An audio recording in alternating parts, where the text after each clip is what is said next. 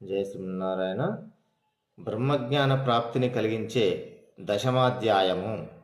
దశమాధ్యాయ మహాత్మా తత్వజ్ఞానం సుదుర్లభం లబ్ధమేతేన మునిన జీవన్ముక్తి రియం తథా.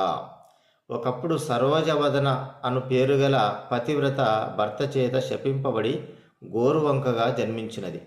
ఆ గోరువంక ఒక ముని ఆశ్రమంలో గీత 10వ అధ్యాయం విన్న పుణ్యం చేత అప్సరసగా పుట్టి లక్ష్మీదేవికి చెలికత్తెగా ఉండేది. ఒకనాడు సరోవరమున వివస్త్రయై జలక్రీడా కావించుచుండగా దైవికంగా అచటకు దూర్వాసుడు వచ్చాడు.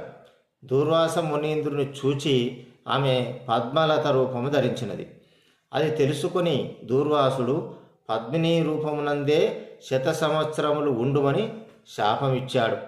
బ్రహ్మదేవుని వాహనమైన హంస వలన శాపావధి పూర్తి కాగా పద్మావతి గీతా విభూతి అధ్యాయము శ్రవణం చేసి ముక్తిని పొందెను.